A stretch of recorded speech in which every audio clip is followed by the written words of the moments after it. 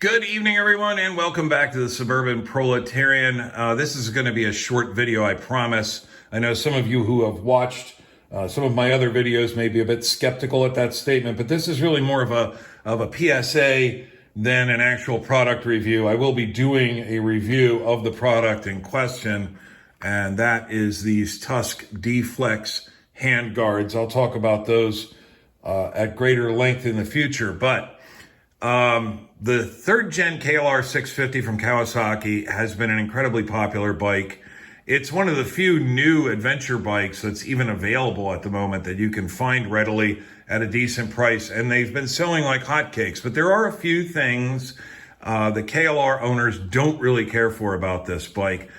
One of those you can see I've already replaced, and that's the steel handlebars that come on the bike. They're kind of noodly, thin wall. They're heavy. They're not really great. And one of the most popular choices to replace them with are these ProTaper high ATV bend bars. They put the grips up a little bit higher and move them a little bit further to the rear. And they're made out of this 5mm thickness wall, 6061 T6 aluminum. They're very rigid, very solid. They seem like great bars. But another thing people hate are these plastic hand guards that come on the KLR from the factory. They're really not even hand guards. They're more wind deflectors than anything else. They look a little bit like bark busters superficially, but they're really only attached at the lever clamp with a couple of screws. They're kind of flimsy polyethylene construction, and you know the first time you dump the bike on the trail, these are going to end up getting snapped off.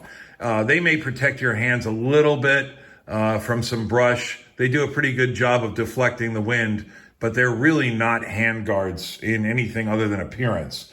So a popular thing to do is to add on hand guards from a company like Barkbusters. There's a couple other companies making them. One company that makes hand guards that are a bit more affordable than Barkbusters is Tusk. And I did end up buying, because I'm a cheap bastard, these Tusk hand guards. These are the D-Flex model. They really do seem to be very nicely made. They've got heavy-duty aluminum bars. They come with fairly solid plastics here that attach to the bars. And when they're installed, they're attached on the inboard end over here, below the cross brace on the handlebars with some clamps, but on the bar end, they are attached to the bar by this bar end insert, which goes into the inside of the bar end. There's an Allen screw that you tighten up. It pulls this expander plug inwards. That expands these four knurled fingers, and it grips the inside of the bar and fixes the handguard in place rather securely. However, there's a problem that I was not aware of when I purchased these. I naively made the assumption that because almost all of these aftermarket accessories are made in one place nowadays, everything is made in Taiwan. Hell, even Yamaha is building whole bikes in Taiwan. And the Taiwanese do good work, and they're generally pretty solid manufacturers. But I naively assumed that everything was more or less standardized, and I was wrong. Because this is the bar end insert that attaches the end of the handguard to the end of the handlebars, and it does not go into this handlebar at all. If you take this assembly apart,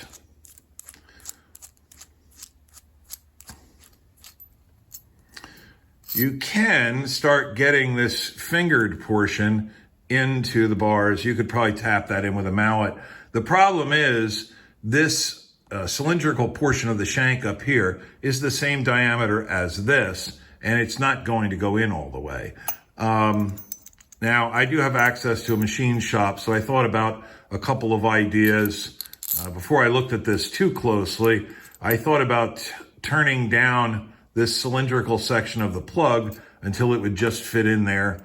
The problem is you'd have to turn this down as well, And even though the fingers will start in there, they only get about this far before they start providing an extreme amount of resistance or causing an extreme amount of resistance. So that's just not really going to work. Now, these are about 13.5 millimeters in diameter. I think this is 0.535 or something like that.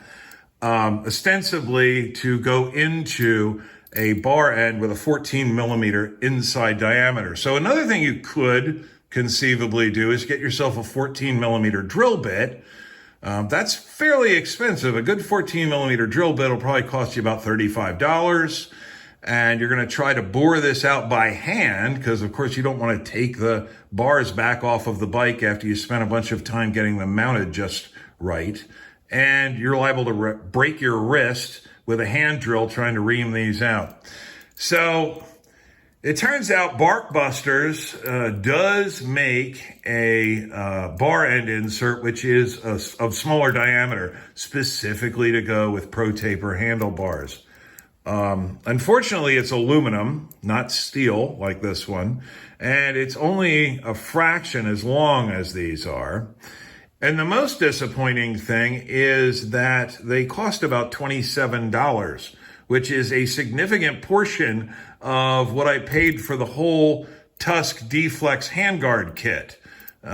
So just be aware of that. If you're going to use ProTaper high ATV bend handlebars, and you think that you're going to save a little bit of money by using these Tusk D-Flex handguards, be aware. They are not compatible, and I haven't seen that anywhere else. So I just wanted to make you guys aware of it.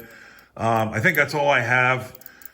I'm going to get on to making some more content and mounting up some more of the things I have going on. And when I do get this problem solved, I will certainly be doing a review of the Tusk D-Flex handguards. I think the handguards themselves are really quite nice, but be aware, they're not going to work with your ProTaper handlebars. So I hope to catch all of you on the next one. Later, guys.